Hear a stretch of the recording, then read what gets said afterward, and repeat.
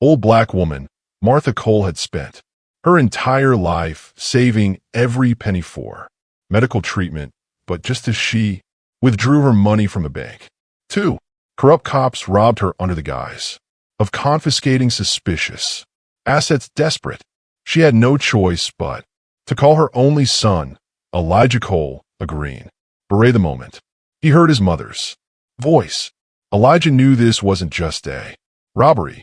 It was a fight against a rotten system. His arrival in Atlanta made the entire police department regret their actions.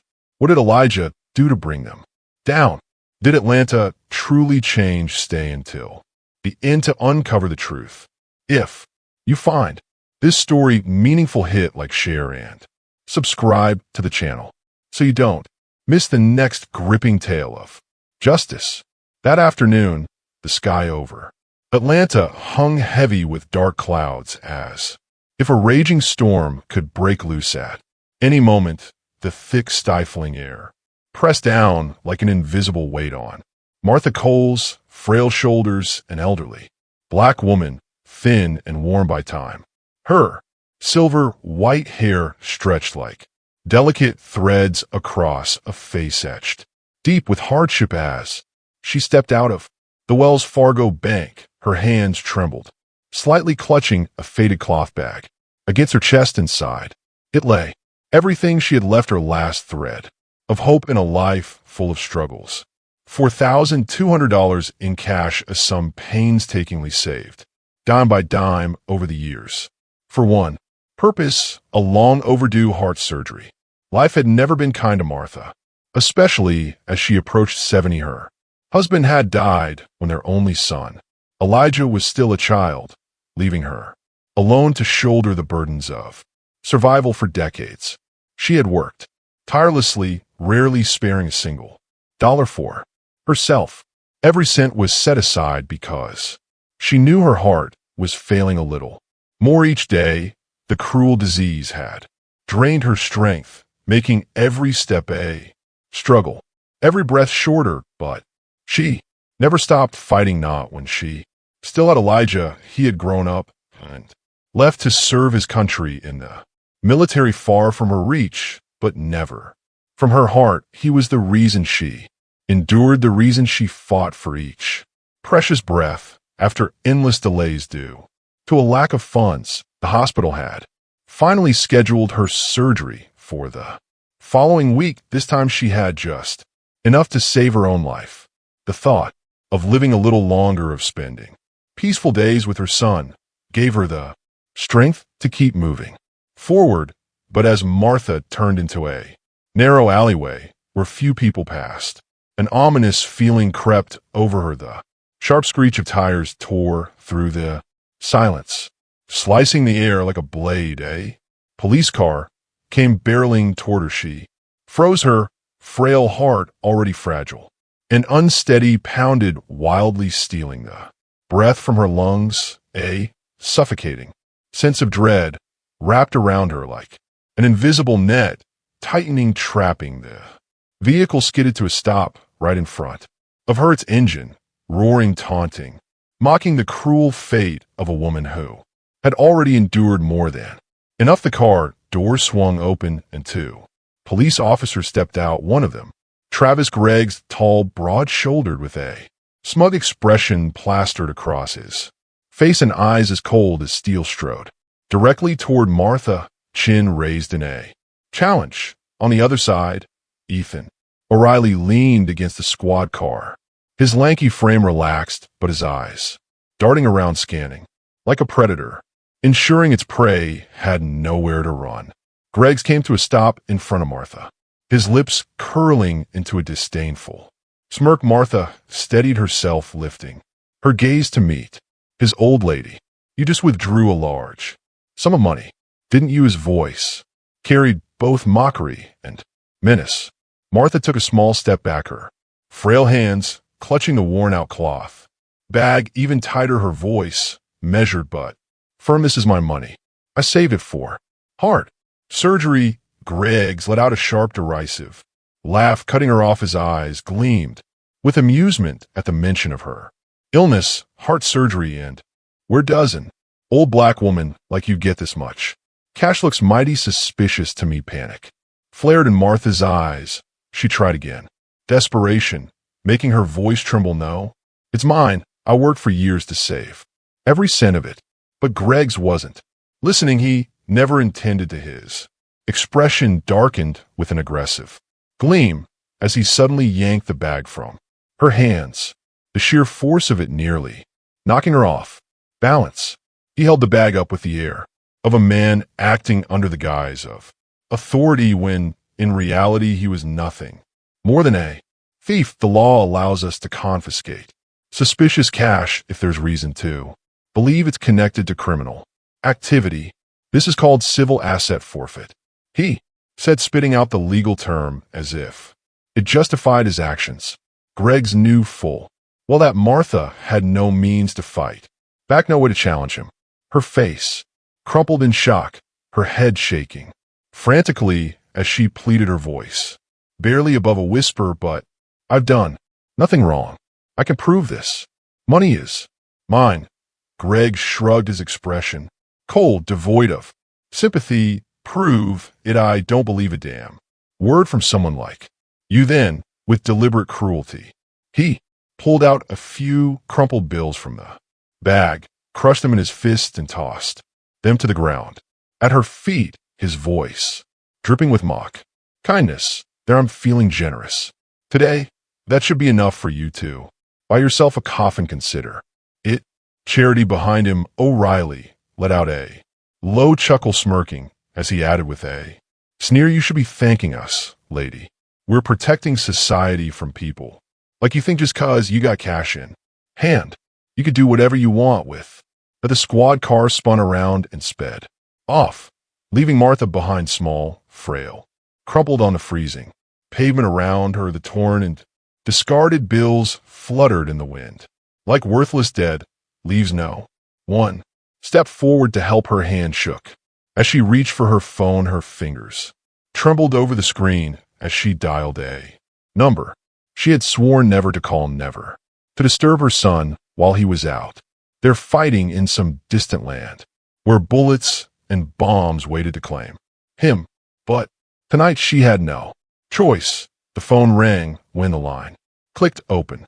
The first tear finally fell, and her voice broke into a sob. Elijah, I need you. Thousands of miles away from Atlanta, under the blistering sun of the Middle East, Elijah Cole sat in the back of a military transport truck, dust clinging to his uniform as the vehicle rumbled across the endless desert. It was his last mission here, the final stretch.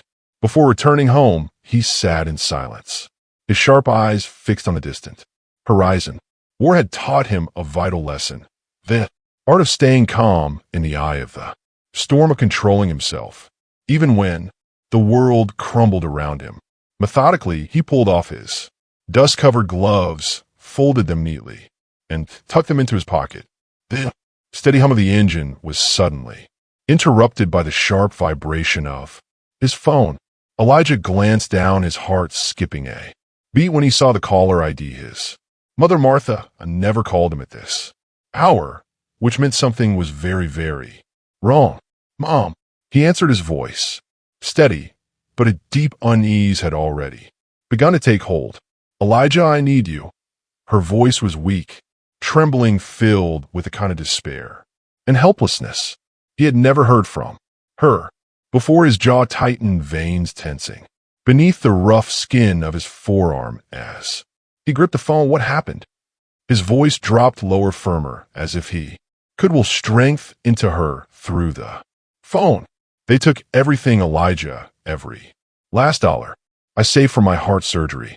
They stole it right in front of me, and no one dared to stop them. Her voice cracked with pain and humiliation. Elijah clenched his teeth, his already cold gaze hardening further as rage surged within him like a tidal wave, but he didn't let it consume him. Instead, his mind shifted into the mode that had been drilled into him for years, analyzing, calculating, preparing for action. Who did this, Mom? Who took your money? He asked, each word forced. Through gritted teeth, there was a brief silence before Martha's hesitant whisper reached his ears. The police, 2 officers, they said. I couldn't possibly have that much money. And then they just took it. They claimed it was illegal. The word police froze the fury in Elijah for just a second. Then it returned, sharper, more controlled, more dangerous. He inhaled deeply, his grip tightening around the phone to the point where the plastic casing creaked under the pressure. This fight wasn't in some war-torn desert halfway across the world. It was back home, in the place he had believed his mother would be safe. Elijah's gaze flicked to his squad mates sitting ahead of him. He gave a single curt nod, a silent confirmation of what he had to do before turning back to the phone. Don't worry, Mom. I'm coming home. He ended the call. For a long moment, he didn't move. He focused on steadying his breathing, forcing himself into a state of clarity. Thoughts raced through his mind like the pieces of a battlefield strategy snapping into place. The enemy this time wasn't insurgents with rifles. It was something far worse. Men who hid behind the law, using it as a shield to prey on the weak. The truck came to a halt, its tires grinding into the sand. Without hesitation, Elijah stood, leapt down, and strode straight toward the command tent. Inside, a young officer sat at a desk, his fingers tapping against a keyboard. Elijah wasted no time. My mission here is complete. I'm requesting immediate leave. It's a family emergency. The officer glanced up, hearing the steel in Elijah's voice. He didn't ask questions. He simply nodded and started working on the request. Minutes passed. Elijah sat, his body still but his mind a raging storm. He wasn't thinking about the desert anymore. He was thinking about that small, old house in Atlanta where his mother sat alone, stripped of her dignity and left with nothing. The officer returned. Your flight leaves in 2 hours, Sergeant Cole. Elijah gave a short nod, stood, and left without another word. This wasn't just about getting the money back. This was bigger than that. He was walking into a battlefield where the corruption ran deep, where men like Travis, Greggs, and Ethan O'Reilly operated without fear of consequences. They thought they were untouchable. They thought no one would come for them. They were wrong. As Elijah gathered his things, he barely spared a glance at his pack gear. None of it mattered. This trip wasn't a homecoming. It was a mission to hunt down the filth that had crossed the line. They never should have. He caught a glimpse of himself in the small mirror hanging on the wall. His own reflection stared back at him, calm, unwavering, deadly. There was no distance too great, no obstacle too high. He was coming for them. The real predator was about to return home, and Atlanta was about to learn a lesson. Some men never backed down, especially when the fight is for the ones they love. The moment Elijah Cole stepped off the plane at Hartsfield-Jackson International Airport, he wasted no time on rest or reunions. His mind fixated on one single objective: learning everything about the man who had pushed his mother into despair. Elijah knew that to win any battle, he had to understand his enemy better than the enemy understood himself. And this time the enemy was Travis Greggs, the officer who had stolen not just his mother's money, but her last hope for survival. The woman Elijah valued more than his own life. Elijah rented a small room in the outskirts of Atlanta, just secluded enough to work unnoticed late into the night under the dim glow of his laptop screen. He combed through every scrap of information he could find on Greggs. The deeper he dug, the clearer a terrifying truth became. Travis Greggs wasn't just a greedy cop. Beneath the uniform, he was a man, consumed by hatred, a ticking time bomb, waiting for any excuse to unleash his festering rage. The official police records were deceptively clean. Greggs, 38 years old, had served over a decade in the Atlanta Police Department without a single formal disciplinary action, but Elijah knew better than to trust a spotless record. He had worked within military and law enforcement systems long enough to understand how they protected men like Greggs from public scrutiny. Through old contacts, he tapped into a reliable inside source, and what he found only solidified his resolve. Greggs had been investigated at least 3 times for excessive use of force. His targets, without exception, black civilians. Any of these incidents should have ended his career, yet each time the cases had been mysteriously dismissed due to lack of evidence. The most egregious case involved Greggs beating an unarmed black teenager unconscious in broad daylight for allegedly looking at in the wrong way.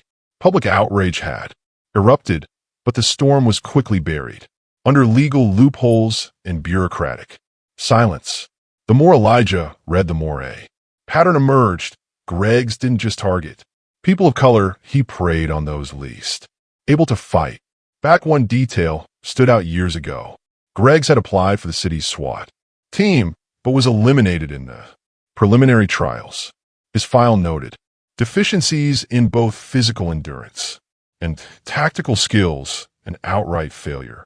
But what made Greggs dangerous wasn't his rejection. It was how he reacted to it. He convinced himself that he wasn't cut because of his shortcomings, but because of the minority applicants, particularly military veterans like Elijah, who benefited from diversity initiatives. That belief festered inside him, twisting his arrogance into something darker. He became more than just a corrupt cop. He became a man driven by resentment, a grudge that grew with every perceived injustice. To him, men like Elijah were a humiliation, a reminder that he had never been good enough. Elijah leaned back in his chair, inhaling slowly as the final pieces of the puzzle clicked into place. Greggs wasn't just a thief who had stolen from his mother.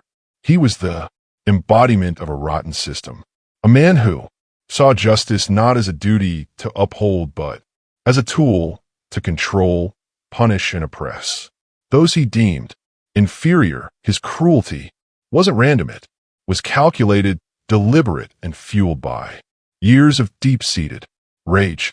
Outside the window, the night thickened into the first traces of dawn. Elijah knew this wouldn't be an easy fight. He had faced ruthless enemies on the battlefield, but taking down a corrupt officer protected by the very institution meant to hold him accountable, that was an entirely different war. He closed his laptop, his gaze shifting to an old photograph on the table. His mother smiling, warm and full of life. Her suffering wouldn't be in vain, and Travis Greggs would soon understand that some men do not forgive. Travis Greggs, Elijah murmured, his voice low and ice cold. Your time has come. Beyond the window, the first rays of sunlight broke through the thin curtains, but Elijah had no time to savor the morning's peace. The hunt had begun, and this time the predator would become the prey. As the first rays of morning sunlight crept through the window, Elijah Cole had already finalized his plan for the battle ahead. After years of facing danger on brutal battlefields, he understood that this fight would be different, not against distant enemies in a foreign land, but against those who wielded the law as a weapon in the heart of Atlanta. Before stepping out of his room, he took one last glance at his mother's photograph and silently vowed, "Don't worry, Mom, they will pay for what they've done." Elijah left the small apartment and headed straight for Zone 3 Police Precinct, the den of Travis Greggs and Ethan O'Reilly. The moment he stepped into the station's front lobby, the once busy atmosphere thickened instantly. Conversations quieted, heads turned, eyes filled with curiosity, skepticism, and restrained excitement fixated on the unfamiliar man who had just entered. Elijah walked up to the front desk, his demeanor calm, yet unwavering. His voice carried through the station. Clear and firm. I want to see Travis. Griggs, the receptionist, flinched eyes, darting around nervously, but Elijah didn't need to repeat himself, almost. Immediately the door to the back office swung open and Travis Griggs emerged. A smug grin plastered across his face. He had been waiting for this moment, orchestrating it like a predator lying in wait. He moved with a slow, deliberate stride, exuding the confidence of a man who believed he was in control. Specialist Cole, you finally made it, Griggs taunted, his voice dripping with amusement as if they were old acquaintances. There was a glint of satisfaction in Griggs' eyes as he stopped a few steps away, arms crossed over his chest in a stance of arrogance and provocation.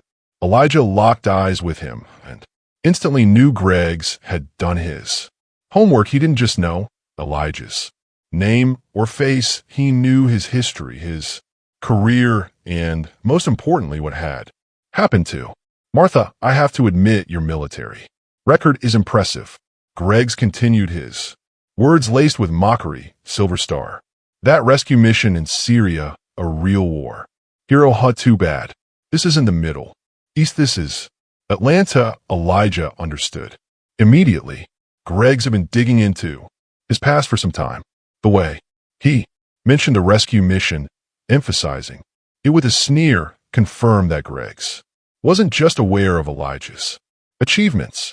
He intended to weaponize them. But what unsettled Elijah wasn't the mockery. It was the absolute confidence in Griggs' eyes, the certainty of a man who had already calculated every move Elijah would make. This wasn't a confrontation. Griggs feared it was one he had prepared for. Griggs smirked again, his voice dripping with disdain. I heard your mother needed money for surgery, right? $4,200, wasn't it? She must be so proud, knowing her son is dumb enough to walk into a police station demanding it back.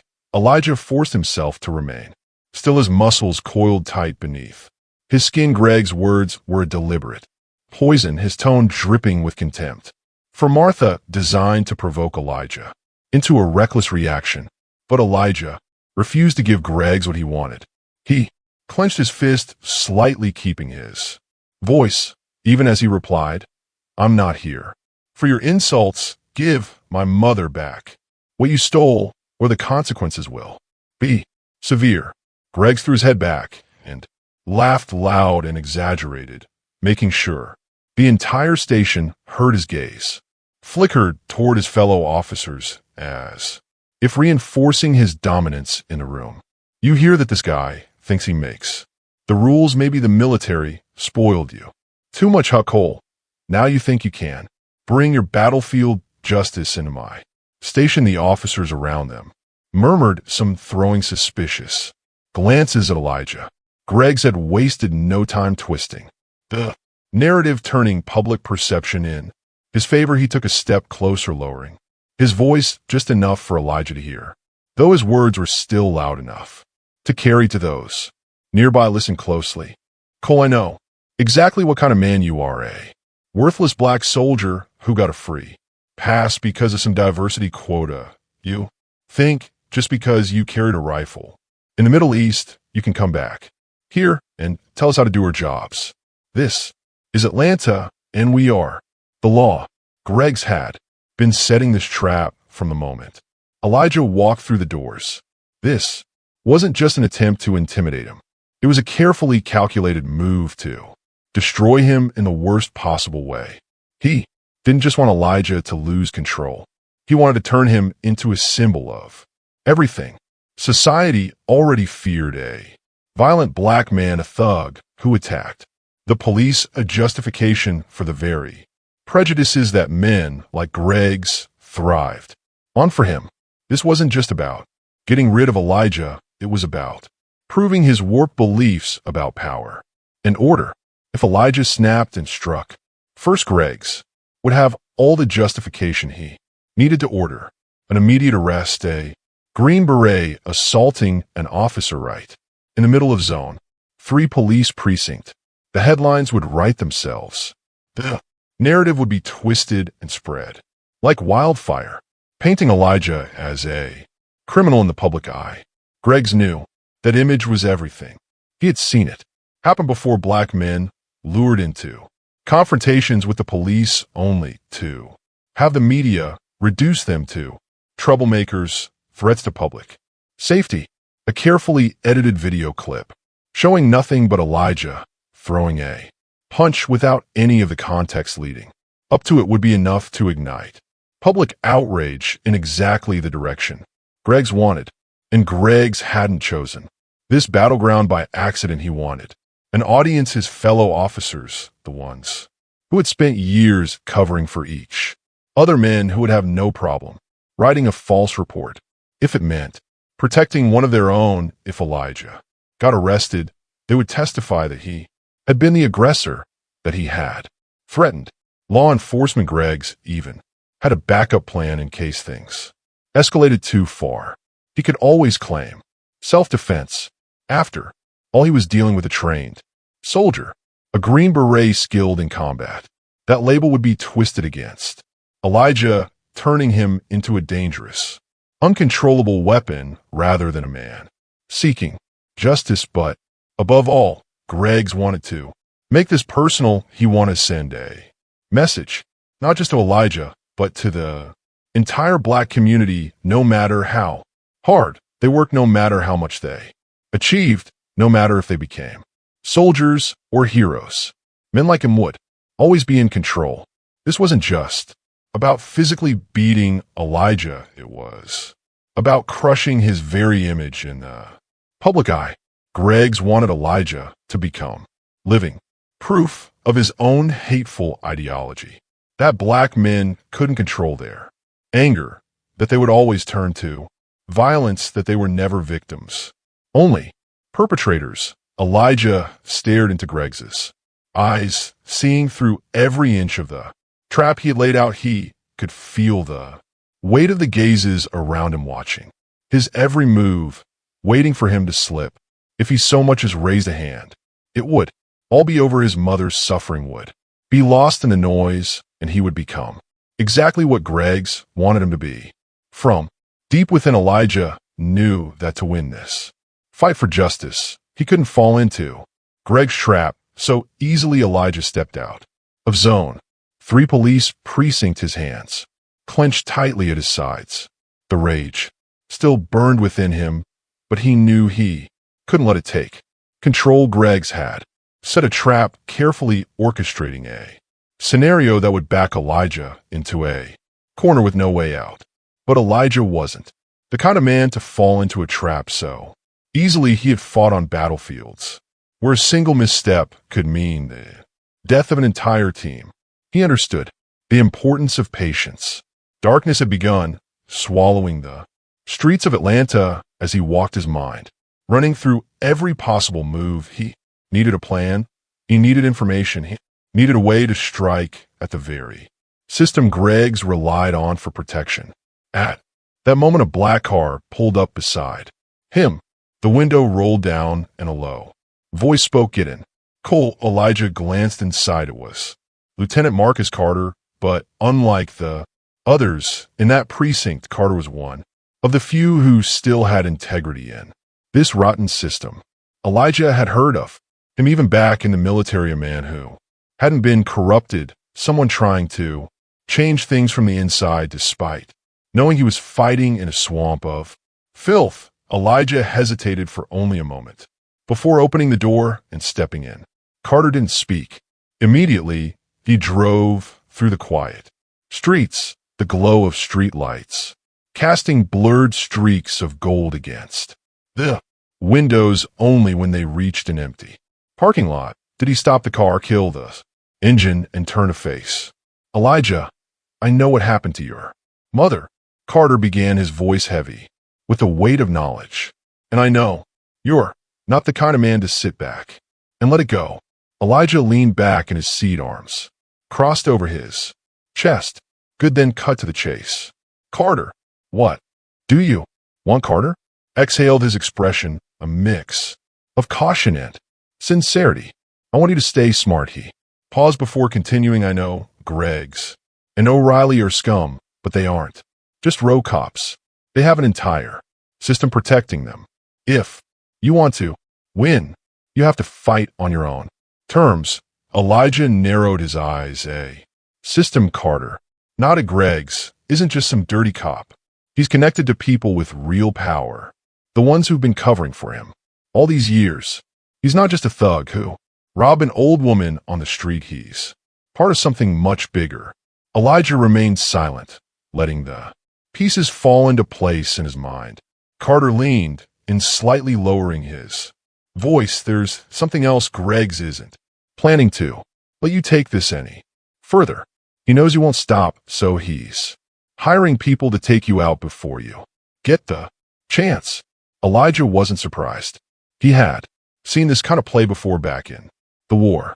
Men like Greg's never fought head-on when they could strike from the shadows. But one detail stood out: hiring people who Carter gripped the steering wheel a little tighter, a team of professionals, not street-level enforcers. Greg's knows who you are, knows how you've been trained, so he's not sending amateurs. He wants it gone cleanly. An accident, a misunderstanding, or just a body. No one will investigate. Elijah clenched his jaw, but remained composed. Good, that means he's afraid. Carter stared at him. Don't you get Cole? This isn't just about getting your mother's money back anymore. This is a war. Elijah took a slow breath, his eyes drifting to the streets of Atlanta. Beyond the windshield, Carter was right. This was no longer just about justice.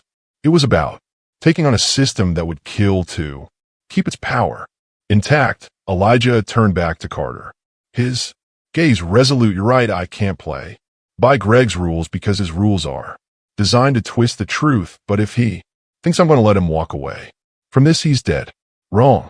Carter studied him for a long moment before letting out a quiet chuckle, shaking his head. You're exactly like they say.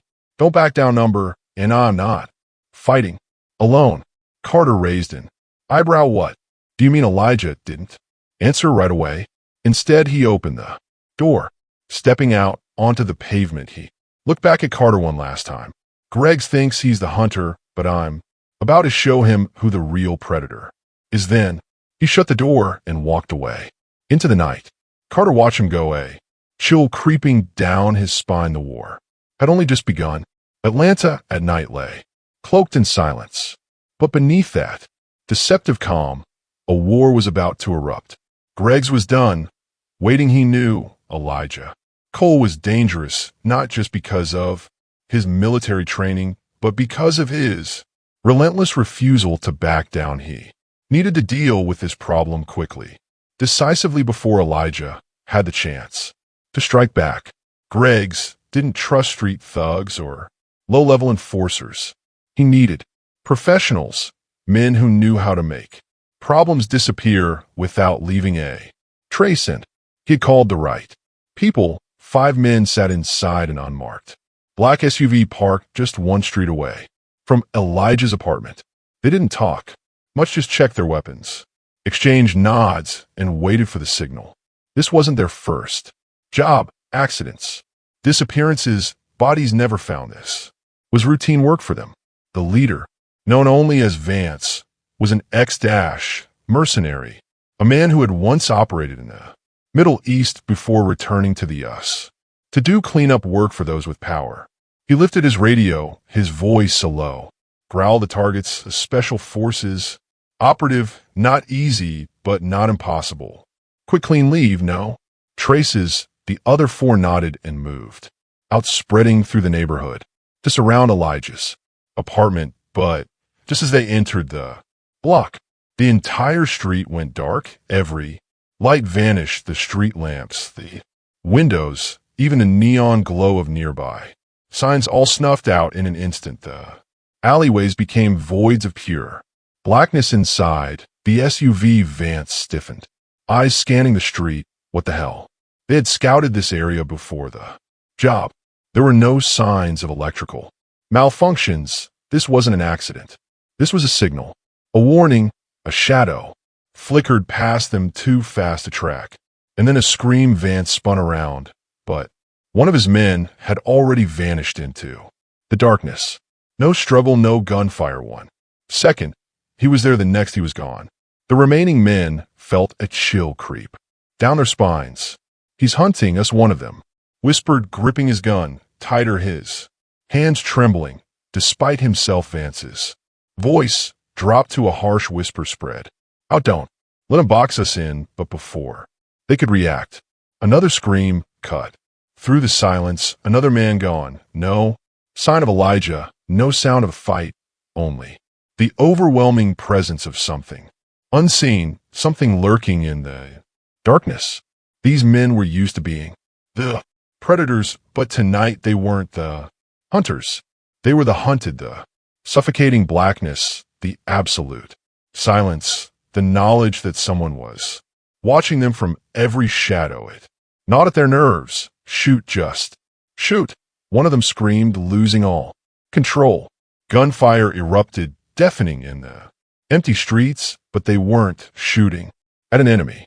They were firing blindly into the void, at the fear tightening around their throats. Vance gritted his teeth, his instincts screaming at him. He had made a grave mistake. This wasn't an assassination. It was urban guerrilla warfare. Elijah wasn't running. He was using the city itself as his battleground, isolating them, picking them off one by one. Vance grabbed his radio, desperation creeping into his voice as he reached out to Greg's, who was monitoring from a nearby safe house. "We've got a problem. This guy isn't running. He's hunting us." For the first time, Greg's voice came back with a hint of genuine fear. "What do you mean? If you thought he'd run like a scared little, you were dead wrong. He's turned this whole block into a goddamn war zone. I've lost 2 men and we haven't even seen his face." Greg's clenched his jaw, fingers tightening around his phone. The plan was unraveling. Elijah wasn't just resisting. He was controlling the battlefield. Vance panted, his back pressed against an old brick wall, his eyes darting through the shadows. The darkness was too deep. The silence was too thick. Only his own ragged breathing filled the empty space around him. Then a whisper, ice cold, right at his ear. "You hear that?" Before he could turn, an iron grip locked around his throat and dragged him into the abyss. The street lights flicker back to life. 5 minutes later, the few survivors, barely a handful, stood shaking in the middle of the street, weapons scattered uselessly at their feet. Some had been bound to lampposts, their mouths stuffed with rags, eyes wide in terror. Vance lay sprawled on the pavement, unconscious, his face swollen from a single crushing blow, and on the brick wall opposite, written in the blood of one of the mercenaries, was a single sentence: "I know who sent you." When Greg's received the call, his hand shook. For the first time in his life, he understood what it felt like to be prey. The night wind slithered through Atlanta's narrow alleyways, carrying the damp scent of aged brick and decay. Greg stood rigid, his grip tightening around his Glock, his frantic eyes scanning every shadow. The silence was suffocating, broken only by the harsh rhythm of his own breathing. The assassins he had hired were gone. No traces, no cries for help, not even bodies. They had simply disappeared. Greg's had never felt this kind of powerlessness before. He had always been in control, a cop with untouchable authority, shielded by the system that ensured he faced no consequences. He was used to people bowing their heads, cowering before him. But this time, something had changed. A cold chill crawled up his spine as the realization settled in. He was no longer the hunter, he was the prey. Snatching his radio, he forced his voice to stay steady. "Vance, does anyone copy? Report." Now nothing but static. His pulse pounded as he spun on his heel, sprinting toward his patrol car. He had to get out, call for backup, regain control of the situation. But the moment he reached for the door, bang, the car door was ripped from its hinges as if a hurricane had torn through it. Greg stumbled back, nearly falling to the ground, his eyes wide with shock. A figure stepped into the dim flicker of the street light. Elijah Cole emerged from the darkness, his face illuminated in cold, flickering light. No rage, no haste, just absolute control, like a predator savoring the final moments before the kill. You like hunting people, don't you? Elijah's voice was low, sharp, slicing through the air like a blade. Greg swallowed hard, his shaking hands lifting the gun, aiming straight at Elijah. Back off, you have no right to do this. Elijah took a slow step forward, unfazed. I think you're the one with no right. Greg's roared, pulling the trigger. Bang, the bullet whizzed through the air, but Elijah was gone. Silence. Greg spun around wildly, his breath ragged, his eyes darting to every shadow. No one could move that fast. No one could. You missed. The whisper came from right behind him. Before Greg's could turn, a fist like a sledgehammer slammed into his ribs. He cried out, staggering back, barely able to keep himself upright. The pain shot through his body like fire, but there was no time to recover. Before crack, a second blow struck his jaw, whipping his head back into the patrol car. Stars exploded in his vision as he gasped for air, sweat mixing with the cold, terror sinking into his bones. He fumbled to raise the gun again, but a hand shot out, vice-like fingers locking around his wrist and twisting snap. Greg's howled in agony as his wrist wrenched at an unnatural angle. The gun tumbled from his grip, clattering onto the pavement. Before he could scream for help, a crushing force slammed him against the hood of his own car, pinned defenseless. Overpowered, Elijah leaned in, his voice quiet, but each word laced with lethal intent. How many people have you done this to? Greg's thrashed weakly, but Elijah tightened his grip, and for the first time in his life, he felt his own spine creak under the pressure. You really thought you'd never pay for it? Greg's wheezed, panic clawing at his throat. This was fear, the real kind. Elijah reached inside his jacket. A flash of steel caught the dim streetlight as he pulled out a knife. The blade gleamed wickedly, sharp, its cold surface reflecting Greg's trembling face. The edge barely brushed his throat, not cutting, just a whisper of steel against skin. What do you think I'm going to do next? Greg swallowed hard, his lips trembling. Please. He choked, his voice breaking. Elijah tilted his head slightly, as if considering the plea. Then in an instant he pulled back. Greg's gasped for breath, his lungs heaving as he blinked up in dazed confusion. Elijah bent down, picked up the fallen gun, ejected the magazine, and tossed both into the storm drain.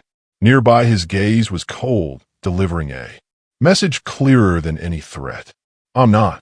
You. Greg stared as Elijah turned and walked away, his figure melting into the night.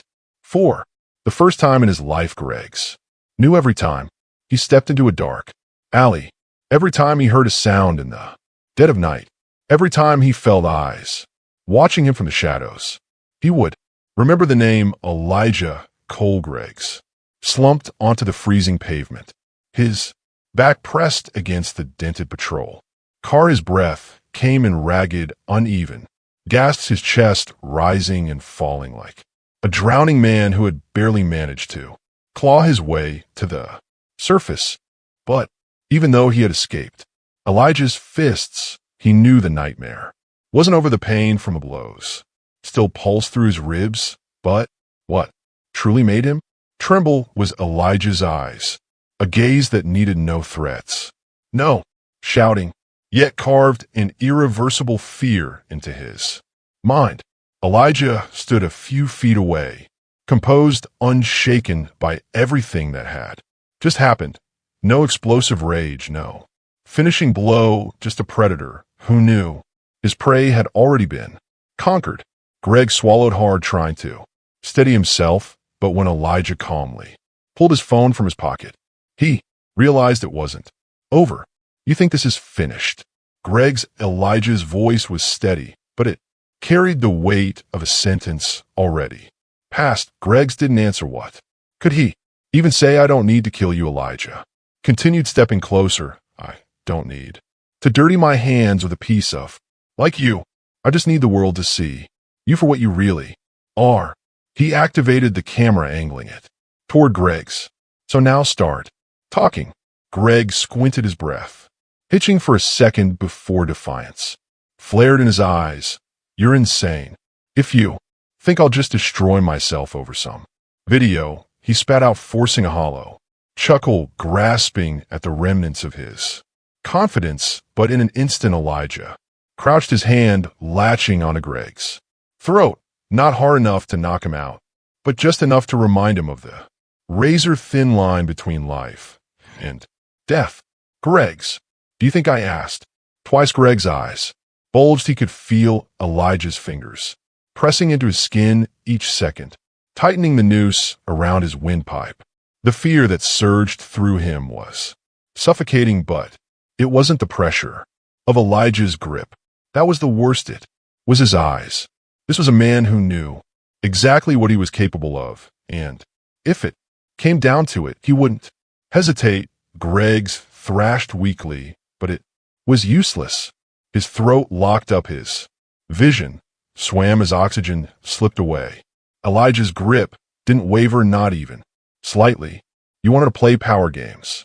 Fine. Elijah lifted the phone higher, his voice unshaken. What do you think happens if I upload this video? Greg's clenched his teeth, still resisting, but after just 3 more seconds, the realization crashed over him. This wasn't a bluff. It could all end right here. A sharp strike to his collarbone forced a desperate shuddering breath from his lungs. Elijah leaned in, his voice now a whisper that cut deeper than any scream. There won't be anywhere left for you. The police, they'll throw you under the bus to protect themselves. The criminals, they'll use you to burn down the whole department, and you think you can run. Trust me, if I want to make you disappear, no one will ever find your body. Greg's mouth opened, but no words came. Look around. Elijah continued, his eyes sweeping the empty street. There's no one coming to help you, and believe me, I don't bluff.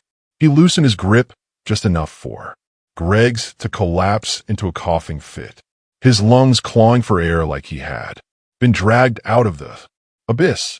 You have 2 choices, Elijah said. 1, confess right now in front of the camera, or 2, I tell this story my way, and trust me, you won't like how it ends.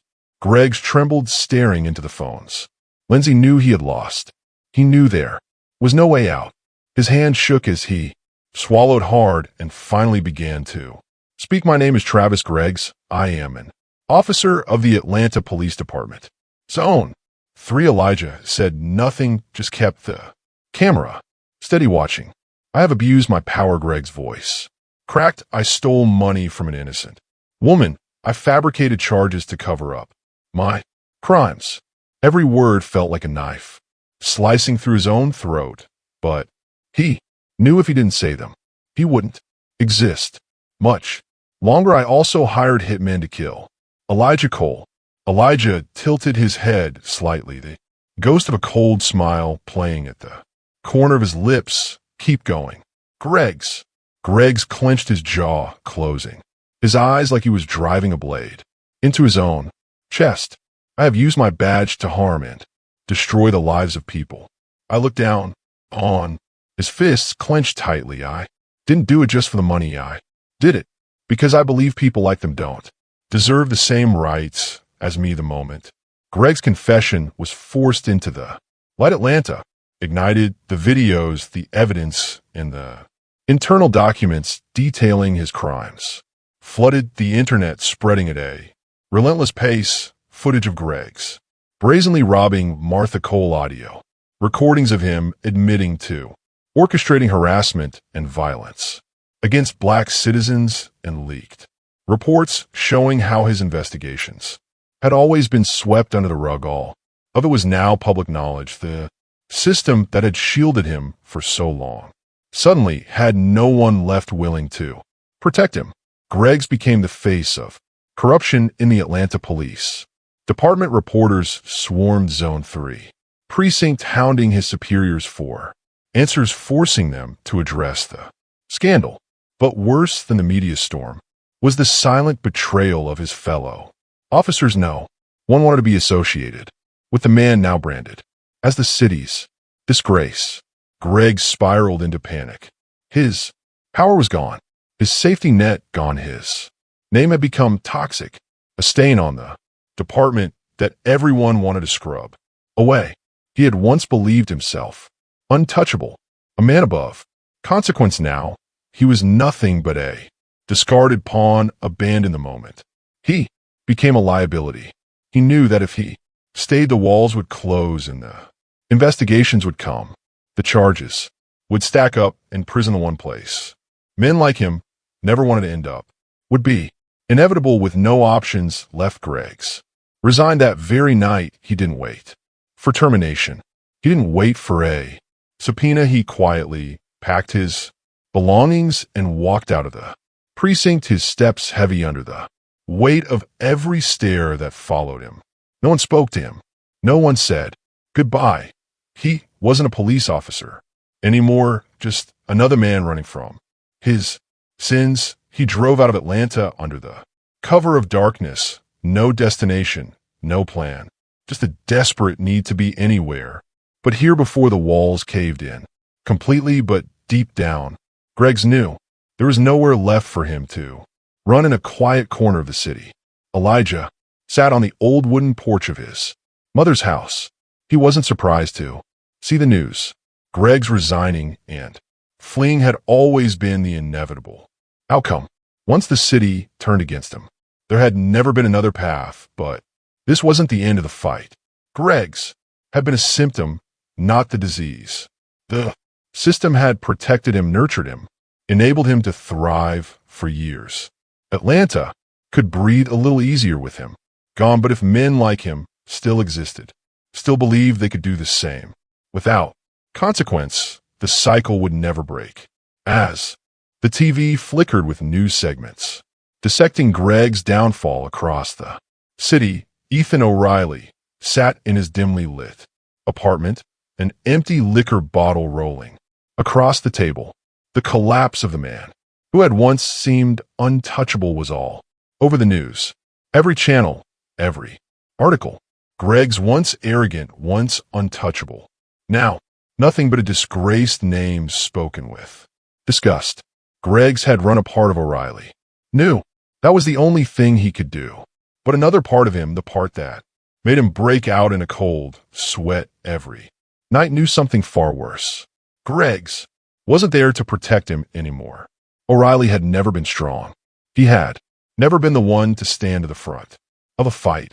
He had been a scavenger, circling behind predators, feeding off their leftovers. When Greggs had yanked the envelope of cash from Martha Cole's hands, O'Reilly had said nothing. When Greggs shoved her to the ground, he had only watched. He had never committed the crime, but he had let it happen. And now he was realizing that silence had made him just as guilty. His phone vibrated, a number he didn't recognize. He didn't answer. The nightmare of that night still haunted him the way Elijah Cole had walked in his Zone 3, his presence alone enough to turn the unshakable Greggs into a broken man. The way he had unraveled everything, taken apart what should have been unbreakable. He remembered the call from Greggs that night, his voice frantic, panicked like a trapped animal realizing there was no way out. O'Reilly swallowed hard. Elijah hadn't killed Greggs, but that didn't mean Elijah would spare him. He shot up from his chair, moving to the window, peeling back the curtain just enough to glimpse the street below. The city moved as usual. Cars passed, street lights flickered. Nothing seemed out of place, but he couldn't shake the feeling that somewhere out there in the shadows, someone was watching. It had been 3 days since Greggs vanished, and O'Reilly had never felt more on edge at the precinct. No one spoke to him the way they used to. Colleagues who once exchanged nods of acknowledgement now avoided his gaze as if he carried a curse, the unspoken respect, the silent approval he had once relied on. Gone now. Every time he entered a room, conversations died. He was no longer the hunter, he was the prey. The thought of running had crossed his mind. More than once, he could pack up, leave Atlanta, start fresh somewhere else. But one thing stopped him. Greggs had run, and no one knew where he was. No one knew if he was even alive. O'Reilly refused to become a next Greggs. Instead, he chose to live in the shadows of his own fear. He called in sick, refusing to step foot.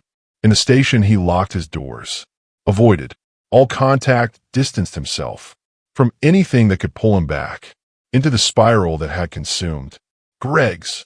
But fear wasn't something that could be locked away behind four walls. It seeped into his mind, waking him in the middle of the night, his back drenched in cold sweat. He dreamed of being dragged into a dark alley, unseen hands tightening around his throat, and when he looked up, Elijah Cole was there, not with rage, not with hatred, just the silent, unshakable stare of a man who cannot be stopped. He began avoiding the streets he once patrolled. He switched grocery stores, found new bars, changed his routines. But still, no matter how much he tried to escape the feeling, he knew one day Elijah would come for him. Time passed, and to the world, things seemed to settle. But for O'Reilly, peace would never return. No one knocked on his door. No threatening calls came. No one followed him, at least not in a way he could prove. But he knew Elijah was still out there watching, waiting, and if O'Reilly ever made a wrong move, took one misstep back in his old ways, he would return. The news of Greg's downfall and his mysterious disappearance spread like wildfire through Zone 3 and across Atlanta. The officers who had once thrived under the same corrupt system now found themselves holding their breath. No one knew where Greggs had gone. No one knew if he was even alive, and that uncertainty terrified them more than any trial or indictment ever could. On a cold gray morning, as the officers of Zone 3 arrived for work, as usual, an unmarked brown envelope sat on the captain's desk. No one saw who had placed it there. No one knew where it had come from. Inside a single sheet of paper. If you keep doing what Greggs did, I'll come back. No fingerprints, no evidence, but the message was louder than anything else. For years, Zone 3 had operated under the assumption that there were no consequences, that officers like Greggs and O'Reilly could do as they pleased, shielded by the system that had always protected them. But now, for the first time, the untouchables knew fear. The atmosphere in the station grew tense, heavy with a weight they had never felt before. The officers who once laughed at victims like Martha Cole no longer found humor in their cruelty. No one dared to speak of Greggs, but his name hung in the air like a warning. No one wanted to be the next to disappear into the night. Lieutenant Marcus Carter watched in silence. He didn't know if Elijah had left the note himself, but he understood one thing: whether the message had been delivered in words or in fear, its meaning had taken root. Those who abused their power would now think twice before laying a hand on the innocent. Carter picked up the note, reading it again, his expression unreadable. This wasn't justice in the traditional sense, but in a city where the system was still riddled with rot. Sometimes justice needed a steel hand to clear the way before anything new could be built. In a narrow alleyway a few blocks away, a group of officers once familiar with dirty work gathered in hushed voices, their fear visible in their eyes. One of them, Morales, slammed his fist onto the table, his voice tense with frustration. What the hell are we supposed to do? Greggs is gone. O'Reilly is hiding like a rat in the sewers. I'm not about to end up like them. Another. Officer Foster growled, calm down. This could just be some scare tactic. We don't know for sure that Elijah Cole is behind all of this. Morales, loud a bitter laugh. You actually believe that? Who the hell else could have done this? Everyone in this department knew what Greggs was up to, but only he was targeted, and those hitmen Greggs hired, they didn't just disappear by accident. The air in the room grew suffocating. No one wanted to admit what they were all thinking. Elijah Cole wasn't someone they could handle. He wasn't some street thug they could beat down and bury under fabricated charges. He was a soldier, a man who had fought in real wars, and, more importantly, he wasn't reckless. He chose his targets. Foster swallowed hard and spoke slowly. We have only one option. Lay low. Keep our heads down. No trouble, nothing that puts us on his radar. Morales clenched his fists, his pride seething, but he knew there was no alternative. They couldn't win against someone like Elijah. He didn't play by their rules, and that made him more dangerous than any enemy they had ever faced. For the first time, they understood they were no longer the ones in control. Meanwhile, Elijah Cole stood on the rooftop of an old building, silently watching the city stretch out before him. The street lights flickered below, the roads still bustling as if nothing had changed, but he knew better. Something had shifted. Greggs was gone. O'Reilly was too scared to show his face, and the rest of them, though not entirely crushed, were forced to hesitate. Even if he returned to the military, they would always be looking over their shoulders. Atlanta had changed. The night was unnaturally quiet. No wailing sirens, no drunken laughter from men who believed they were untouchable. The city continued to move. The world kept turning, but the shadows that had once loomed over certain streets had begun to thin. Elijah Cole stepped through the creaking wooden door of the house. He grew up in the sound of its hinges, echoing softly in the stillness of the night. The warm scent of cinnamon and herbal tea drifted from a small kitchen, wrapping the air in a comforting familiarity he hadn't felt in years. Martha Cole sat at the table, her frail hands resting lightly on the worn wooden surface. Her eyes never left her son. Elijah placed an envelope in front of her. No words were needed, no explanations. The weight of it spoke for itself. The money she had lost, every last dollar, had been returned. Martha stared at the envelope, then looked up at her son. Her expression held not just surprise, but something deeper: understanding, concern, a mother's quiet wisdom that came from witnessing too much of the world's cruelty. Her voice was soft but firm. What did you do to get this back? Elijah didn't answer right away.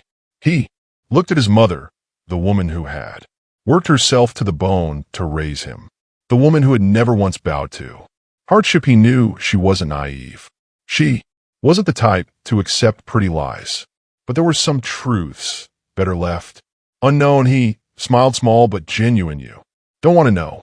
Martha exhaled, not pressing further. She already knew the answer, in a way only a mother could. There was relief in her eyes, but also worry and unspoken acceptance that justice didn't always come from courtrooms or badges, but from those willing to do what was necessary. Elijah sat across from her, his hands clasped together. They said nothing more. They didn't need to. The silence between them wasn't heavy. It was the silence of understanding. Martha's surgery went ahead as scheduled. Elijah spent hours in the hospital hallway, elbows on his knees, eyes locked onto the glowing light above the operating room doors. He had never been the kind of man to believe in fate or gods, but this time he found himself praying, something he hadn't done since he was a child. Finally, the doctor stepped out, pulling down his mask, a reassuring smile on his face. The surgery had been a success. Elijah closed his eyes. For the first time in weeks, he allowed himself to relax, just a little. Not because men like Greg's had disappeared, not because he had sent a message to Zone 3, but because the one person in the world who could still make him feel like a child his mother was going to live. He stepped into the hospital room where Martha lay, her eyes still heavy with exhaustion, but her lips curled into a soft smile.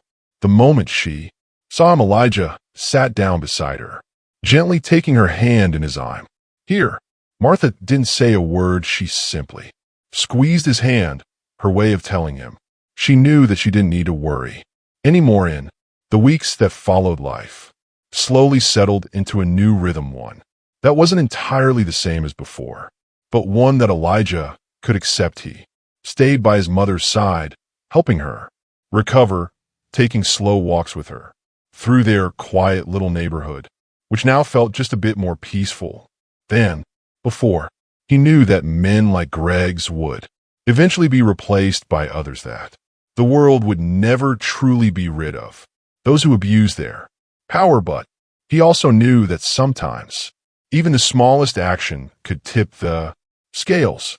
Rumors of Greg's downfall and the mysterious warning letter continued to spread. No one could say for certain that Elijah was behind it all, but everyone understood things had changed. The old order had been broken. The officers who once laughed as they bent the law to there were no longer so bold, and Atlanta, while still far from perfect, had shifted, if only a little. One quiet evening, Elijah sat on the porch watching the street in front of him.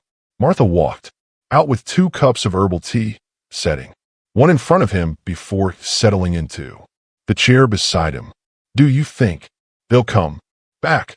Elijah took a sip of his tea, letting the warmth spread through him.